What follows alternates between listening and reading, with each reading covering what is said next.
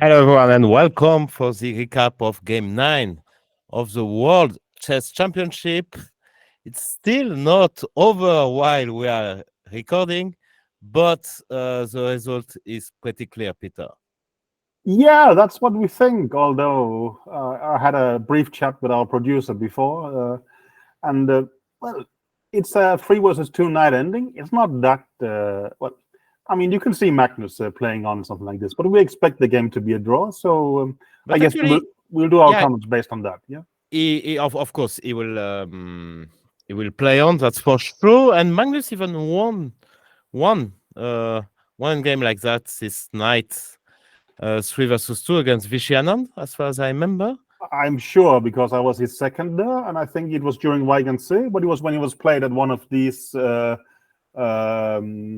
extra locations. So I forgot which city it was in, but basically I remember sitting in a small room for 3 hours watching that end game. So that is. But when you win, it's fine. So no, I mean it's a good point. It's actually a crucial moment in the World Championship match at the moment because should Ding lose this ending, it's basically game and match over. But we don't expect that to happen. So let's have a look at the game, and well, we will return to the final position. Yeah, for sure.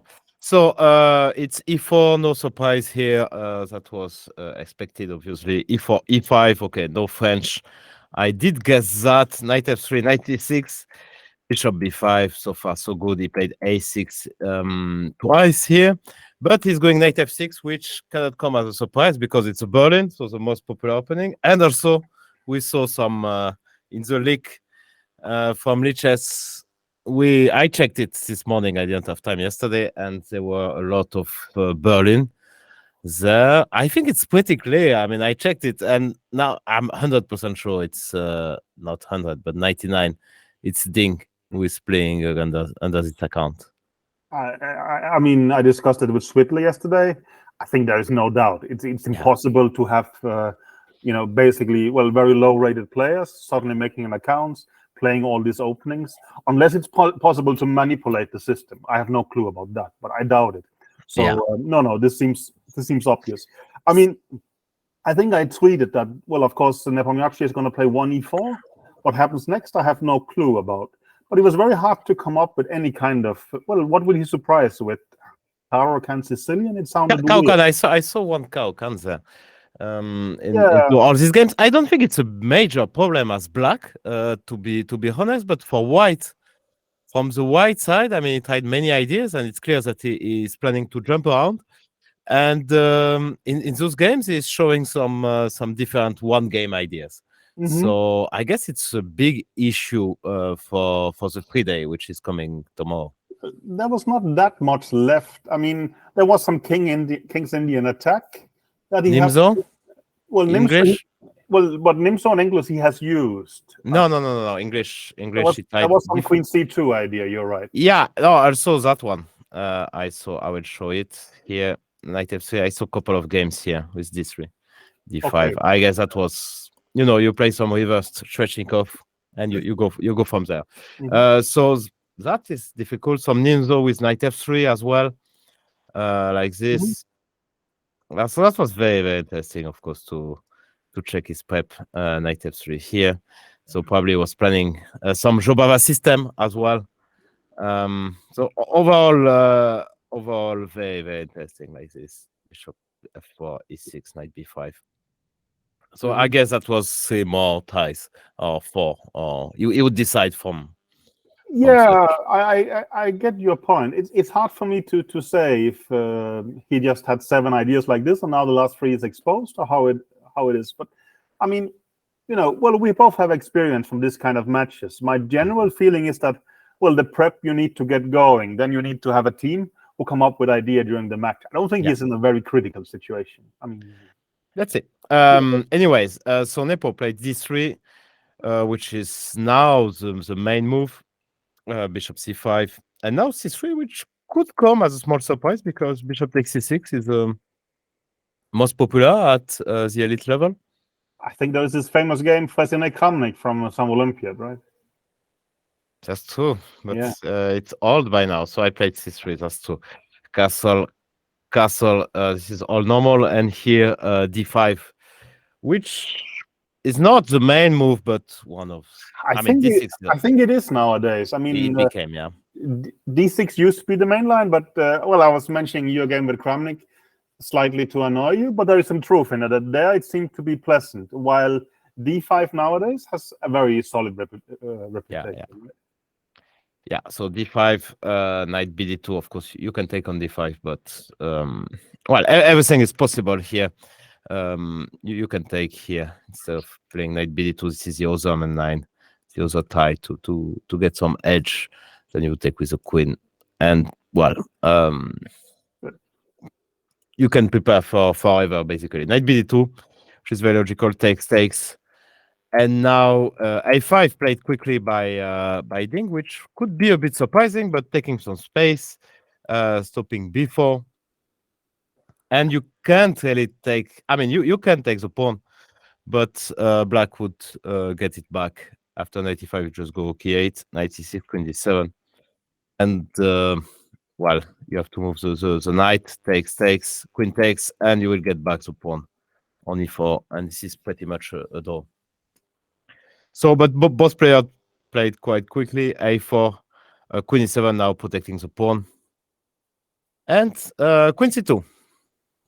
A bit surprising at first sight, but you want to remove the rook and be able to remove the knight, to remove the bishop to F1 while you control here. Yeah, Queen E2 perhaps looks more logical, but as you're trying to say, it's a little bit in the way, right? On C2, it's not blocking any kind of traffic.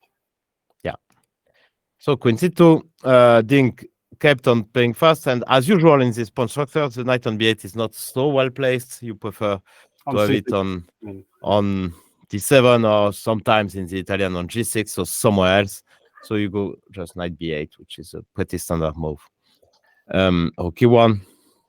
Now you get the space. You protect here. So knight F1, knight G3 could be an idea. Rook D8. Yeah, this is a very maneuvering style. It makes a lot of sense from both sides, H3, H6. Now knight F1. It looks like white is slightly better in terms of time, right? But computer is not really impressed, and also, well, maybe it's very hard to do something. If anything, I'm slightly surprised that Nepom is going for something like this. But well, you know, also before the last World Championship match, everybody was thinking, what was his prep against Berlin? Maybe that just isn't much in the Berlin. It's probably no surprise, right? But you think this is his main weapon against the Berlin? I don't know. No, it's hard to say. I don't believe he would have played like that against Magnus. It's hard to imagine. Yeah, it's hard to imagine he thinks he can outplay Magnus in such positions, but it's very hard to guess. Yeah. So we'll see. C6, that was played in some games, especially one correspondence game. Bishop C4 and knight A6, which is a bit weird, but yeah, you just want to remove the bishop and go to C5 with the knight. So yeah, it's concrete, but it's very acceptable. And now, very weird move for Black, but the same idea than Queen C2. So you just go Queen C7 to remove the bishop. You just went Queen C7. Now you want to remove the bishop. On F8, it's always nice because it protects here against knight F5. And also, you will get the knight to C5. So Queen C7, he played it very fast.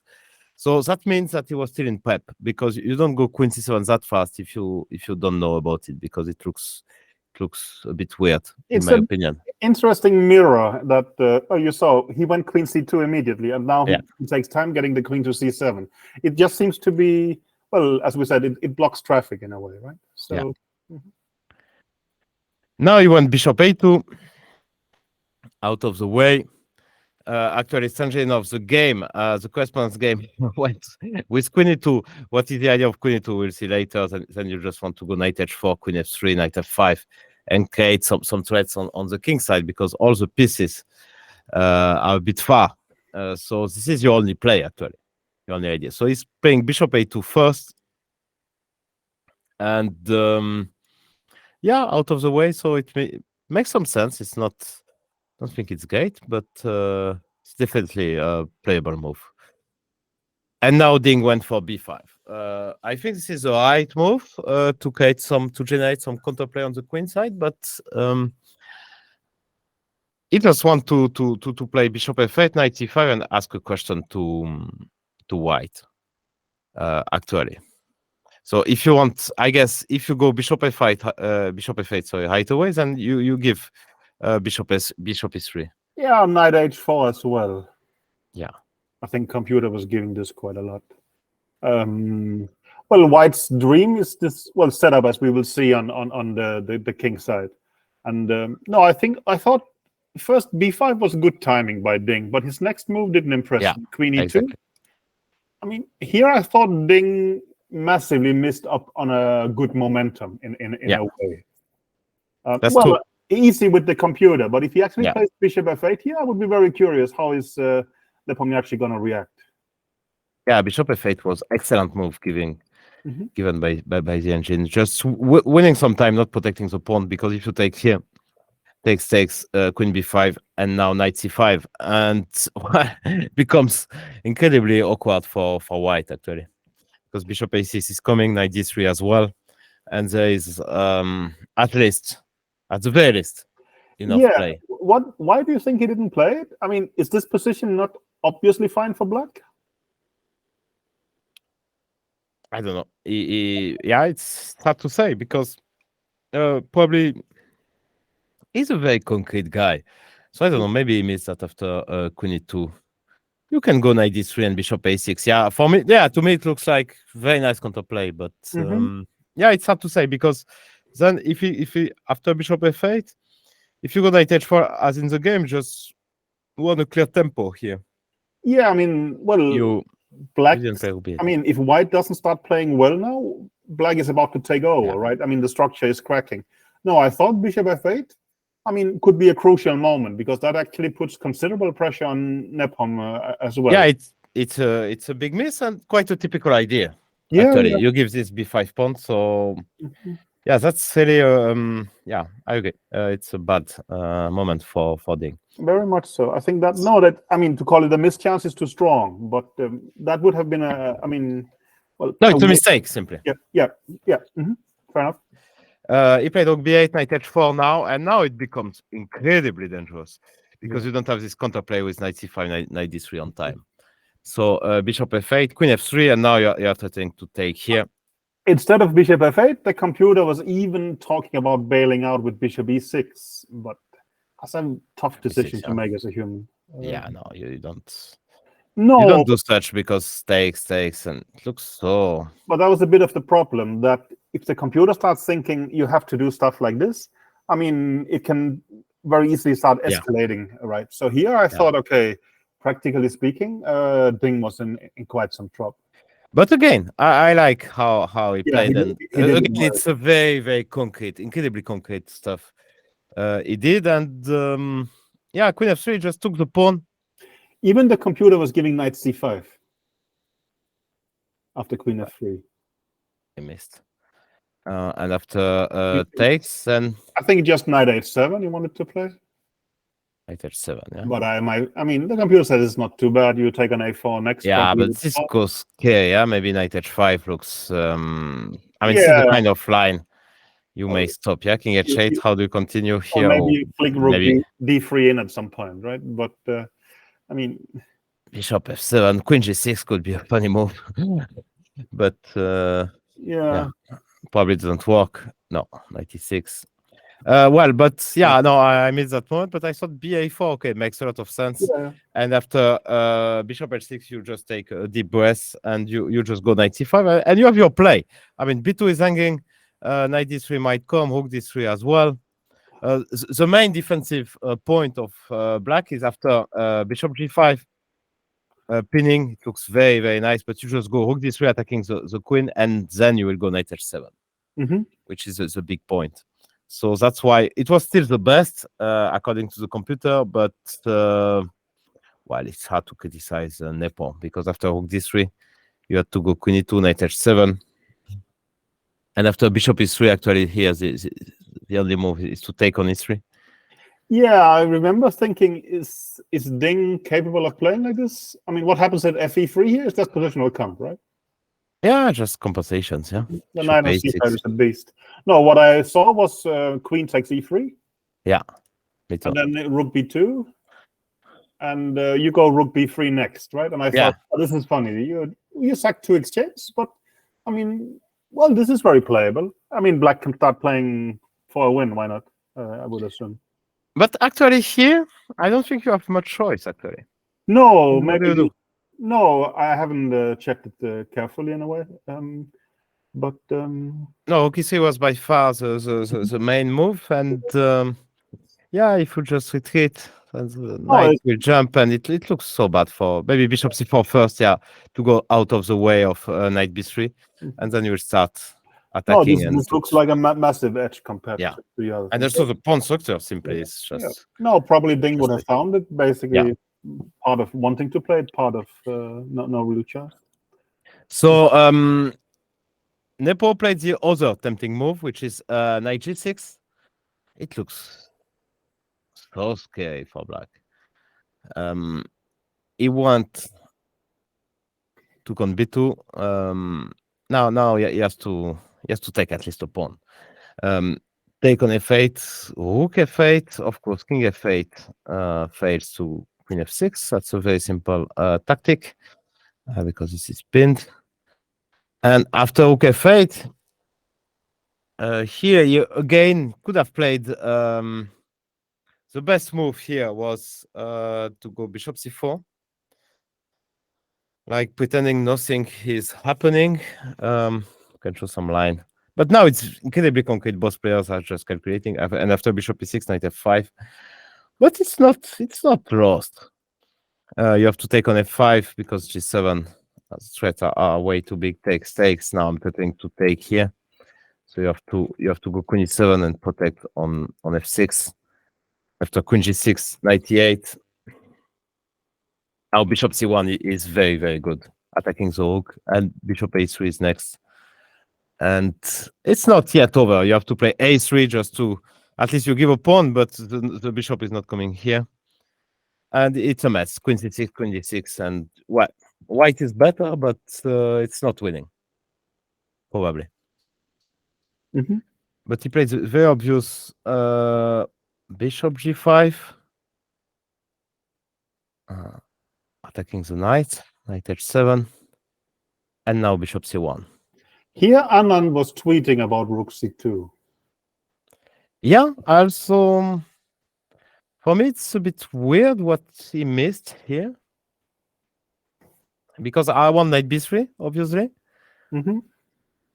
And after queen d1, which seems to trap the rook, I just take here. It's not too difficult. Queen c1 is knight d3. And if you go rook c1, then I just go rook d8. And knight d3 is next. So I don't know what he missed, actually. This is another mystery. Me? But rook c2 was a much better move. Well, of course, it feels uncomfortable having it there, but only briefly, right? I mean, what happens after that? Just knight b3, yeah? Yeah, I guess so. Yeah. It's massive, no? So... no, I mean, Ding still doesn't get this key moments right at times, right? Yeah. That's my impression. And he plays this rook b5, which is connected to an exchange sacrifice later. I mean, it's clear that when the bishop will come here, attacking the rook, you will just ignore. So he played bishop a3, pinning. This is very obvious move, threatening c4 or bishop c4. And now rook e8 out of the way. And now Nepo played bishop c4, attacking the rook. But of course, you cannot do anything because if you do the rook, if you move the rook, then the knight is hanging. So bishop e6, which is basically the only move. And here I thought it was a very good chance for Nepo to basically take over and have a very, very nice position. I would think, practically speaking, because taking the exchange, I don't think it's an easy decision, even if it's a top computer move. Because you take here, and well, this is a very weird position where black pawns are very beautiful, but they don't can't push them. Well, But they are blocked to a certain extent, right? it's scary as white. Yeah, I thought that it should. I mean, my intuition said it would be good, fine for black, but and we're playing for free results. Of course, if you tell me computer says it's much better for white, I start to understand that there is perhaps no direct dynamics. But I mean, this is a top level decision if you decide to go for this. Yeah, and also I mean it's very concrete. Queen is 3 hitting on the knight, knight d7, rook ab1, and you have a problem to protect here. If you go bishop c4, then I will go knight f5. And yeah, it's again super concrete. So, but what I didn't get here, maybe you will tell me why. But he's taking on e6. Okay, that's okay. But why you don't just play queen e2? And well, it seems to me that it's pretty much forced, and you get the same position, but the queen on c4, which is fantastic, and you win a tempo. Because if you take here, knight e6, basically is the only move. And I mean, I took on e6 in the game, so here it's my move as well. So I have the queen on c4, which looks like a nice piece. And also it's my turn. So I can go knight f5, for instance. And white is doing extremely well. I cannot argue against such. So you're saying here, queen e2 on e6 instead, just queen e2. And I mean, the analysis bar seems to indicate something, but takes. No, I checked with the computer. No, queen d6. This is a weaker engine. And yeah, maybe queen d6, but wow, to go queen e6. But no, that's a plan with a lot of logic. But yeah, let's say rook d1, for instance, queen e6, queen e2. Again, I'm threatening c4. When you put your knight on, that's the point as well. That if you put your knight on b3 now or later, I just move the rook, and your knight is actually no. I mean, the bishop on a3 is a beast, and while there's no dynamic at all on the queen side for us, right? So it's basically, I mean, well, you can't go c5 here, but in some positions, black felt it necessary to go c5, but then we start rerouting a knight for d5, and no, I mean, the computer was also giving some edge here. It was my impression that Nepom sort of lost the threat to some extent. Yeah, bishop e6 is a clear mistake. Routing the knight to e6, where you simply want to go, then you just want to go c5, and again you are just very solid as black. So yeah, it's hard to understand. This one, I mean, well, it seems like we are missing something obvious, because or that he's just playing things move by move. But of course, it feels incredibly weird. He takes on e6 and then starts rerouting the queen to c4. But well, of course, people have done stranger things in World Championship matches. Yeah. So takes, and knight f5, but now there's simply c5, covering d6, killing the bishop in a way. I mean, killing that diagonal of the bishop, and now queen e2. But now he also has to start caring a bit about safety, right? Yeah, exactly. Maybe he was already in the mood. Yeah. I'm not going to take more risk. Actually, he's on +1. The game was sharp. Maybe he was hoping for more one-sided battle. Rook b3, queen c4, queen c6, protecting the pawn for the moment, but now bishop c1. And yeah, white is still a bit better here. That's for sure, because the pawn structure is that pawn is a bit weak. That pawn will fall. So yeah, a bit better for white, but not objectively speaking. Should be a draw. So knight f6, queen a4, takes. And suddenly we have this endgame, rook takes e3, bishop b2, rook b3, bishop 5 taking on e5, rook b4, a5, and all the pieces almost get exchanged. Takes. Now, okay, for the last question for Ding. And actually, it was very, very difficult to come up with the right move, which would avoid any kind of suffering, which was knight d2. I thought that was very difficult, because after rook g4, It's funny that white is still attacking with so few pieces left, right? Yeah, and if you play G6, you have a problem, long-term problem. I can go, I think, just go bishop C3. This knight is a bit awkward. So you have knight H6 coming, maybe rook H4 as well. So yeah, it's not easy. You have to you have to see here this great move, knight F4. Good luck with that. Yeah, good luck. So let's show just after bishop F4. It's very simple. You just go rook E2, and you have this mechanism. You go wherever you want, and you will just make a door. But the point that maybe he saw that, but after rook G7, then king H8, and well, it's just you don't have. If you remove the bishop, then I will do the same. Rook E1 and knight F1 check, and it's a perpetual check. It is possible to find as an exercise. But yeah, it's extremely unusual. Well, no, the perpetual is a normal motive, but knight F4 doesn't pop up as a candidate move very logically. So knight E4 came, and this 3 against 2 we were discussing with the rooks on.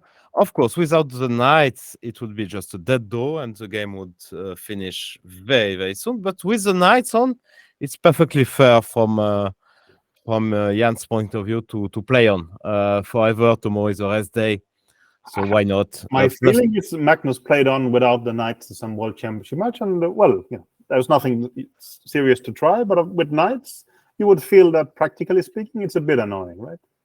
It's it's not easy. King G7, rook B4, so this timetable was reached here. He played knight G3 for the. It's not titling anything. It's just I don't know. I'm a huge fan. I mean, I cannot tell you the point. It's just showing he's an artist. Yeah, knight G3 just for fun. Yeah, some confidence in it in a way. Right? Yeah, rook B7, knight F5. You can play all kind of even with double pawns. Rook end games are not really a problem. So knight G4 here he played rook E7 anyway. This surprises me a lot. They understand chess much better than me. I really thought that exchanging rook should help the attacker, but it seems to be wrong. I'm grown up saying that the knight endings are like pawn endings. For sure, but how you will prevent it? Actually, at some point, I think it's just to save time. Let's say I will go just G3, King G2, F4. Okay, not in 95, and at some point you have to protect that guy. And maybe you have to. You have to. I don't know. No, I'm not saying it's wrong. I'm just saying that would feel uneasy for me. But it seems to. I mean, Ding offers it. Nepom refuses. Well, I'm just stating that for them the opposite seems obvious. Rook E1 check, King H2, Rook E2, Rook B7. Going a bit back and forth. Anyway, you have to. You just have. I mean, Magnus. Check out the game of Magnus. He did that many times, going back and forth. You have the feeling that he doesn't want anything, but actually he has a very clear idea in mind, or not, but just to tire your opponent. King F8. I mean, I think it's given as Petrosyan's trick that. Well, you give them this idea that you're just going to repeat, right? And then you, of course, don't do it. It's, well, if you have some plan, well, you don't do it immediately. You move aimlessly around a bit, and then you do it, right? Somehow just to pass time. F5 was also a bit strange for me. But incredibly concrete. As usual, if knight E3, there is knight E4 check, taking on F2, so you have to play King F3, a small intermezzo move, and it was connected with Rook E7. Again, offering to go to that endgame, which is a bit worse now than the previous one. Still very drawish, of course. I mean, just a draw, but a bit more tricky for black. But still, it seems that Ding was completely sure. Rook A8, check. So you have to go Rook E8 because your knight is... you want to exchange rooks. Rook E8 takes. And now knight E5. E5, this is when we started the recap and assumed it was a draw. Since then, he played H4, which makes sense. The point is that I was looking at that after F4. Now you just go King E6 or King F6. You cannot. I mean, a way to lose it would be, let's show that. I would just go with the knight. Let's say you go here, I go here, you go here, I go here. That would be a nice way to lose it. If you go king g6, now I just go g3, king f6, and h5. And this is zugzwang. So that's a clear way to lose the game here.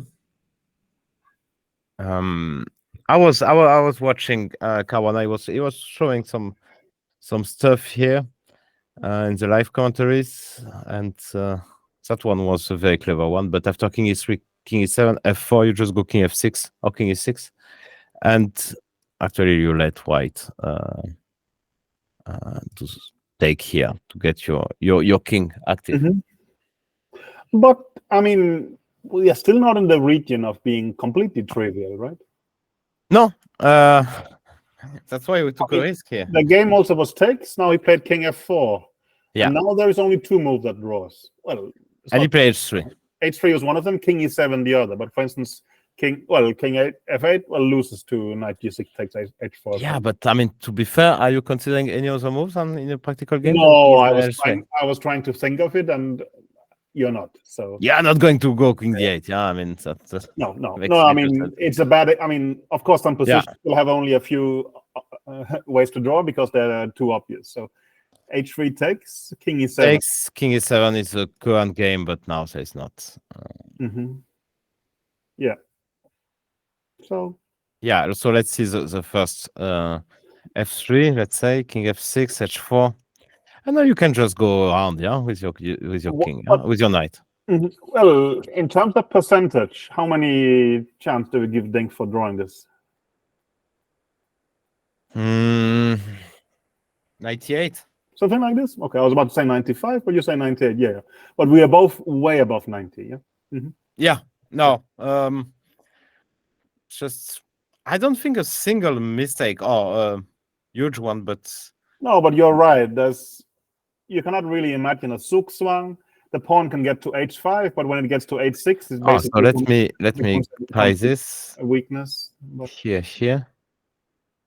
So if king g6 is the same, I go h4, and now you cannot go king f6. Or you can apparently. Or even this is not. Yeah, also sometimes there must be some knight e4 counterplay, I guess. Yeah, exactly. So if I go, let's say, h4, king f6, then I go f3, and king g6 again, if king e5, knight c4. But let's say if it's black to play here, do you lose? Let's say just for, I go here, you go, okay. No, I don't take here, so you go here. This is the only, zugzwang. So this is lost. So you shouldn't reach that position with with black to move. If it's white to move, then it's a door. There is still some. I mean, I'm sure he will. Well, it's likely he will get it right, but no, it's not too difficult. No, I mean it's. Well, also it strikes me as unlikely, but well, we will still see. Okay. So what do we think? What's the summary if he makes a draw? Let's say comfortable. I thought the draw today was not too bad for Ding. It's well, he still has three whites left. I mean, to start panicking is a bit much. I think even the scenario of getting to game 14 where you can gamble everything with white. Historically, people has not been doing too badly in that situation. That's true. I mean, I don't think his equity in the match goes down because of a draw. Of course, he's not in a very good situation. But, the league happened, getting to a free day. I mean, well, Nepomniachtchi could also get huge momentum by winning. For sure. And also he lost the last two as black. Yeah. I mean, even if the French... yeah, you can say it doesn't really count. It very much counts for the standings, at least, right? Yeah, he lost last couple of games as black, so though, it's not bad. And he has a reliable opening. Exactly. I mean, as long as if he doesn't get under too much pressure with black, with white, he can get playable positions. Of course, if he's completely out of ideas with white, but I mean, then you invent something. He actually has shown that he's pretty ready to take a threshold of ideas, not giving objective advantages, but just to try and play chess. So no, this is his strategy. yeah. Well, It's very a cool strategy. I mean, I don't think that many had the courage to do it, but it is kind of many thought about it, many discussed it. yeah. But No, Magnus, of course, to some extent, but not to this no, yeah. great extent, right? Of course, well, he had some pretty good ideas now. If he's exposed by the leak and things like that, there is, of course, the risk that you start scraping the bottom of the barrel and there's not much left. But okay, I mean, I assume he has a team in China. He has Rapport there. They should be able to cook up something, right? I mean, Rapport is playing a lot of Bundesliga weekends. Yeah. So probably has some ideas. Yeah, the Botvinnik strategy to hit your opponent at the same point every time as white, and then your opponent will have to change his opening. I mean, we saw that for many years, even in recent World Championship matches. Say before Magnus era, it was the right strategy. You just go, you hit the same point again and again, and at some point your opponent will have to change. I disagree a bit, because I was on Team Vichy, where at least, especially against Topalov, we were jumping all the time. It feels psychologically difficult, but it also keep springing up surprises on your opponent in a way, right? No, the team. I mean, like I can relate my experience with Kramnik, for instance, and his strategy was to go the same over and over. We prepare everything, and the guy at some point will be scared, and he will change, and we will catch him in some other opening, which he didn't prepare that well, not like as his main opening. Well, that's a bit what Nepomniachtchi is doing, right? He's basically, he's repeating while Ding is jumping. I think our experience is that it puts a lot of pressure on the guy who's jumping. But historically speaking, the guy who is jumping has been doing pretty well. Yeah. So I think it's, I mean, there is, well, Ding is behind. He might have his openings leaked, but except from that, things are going not because I thought some of them. I mean, some of them were very interesting. I liked it. So yeah, it's a bit. It's very. No, but also getting some options. It's very puzzling for Ding, because I saw him not as a one-trick pony, but someone who would like his bishop d2 structures and being extremely good at this. But here, he actually comes out as quite a different. He had some Catalan as well as white. So some Catalan as well. So many. Yeah, he was really planning to jump. Yeah.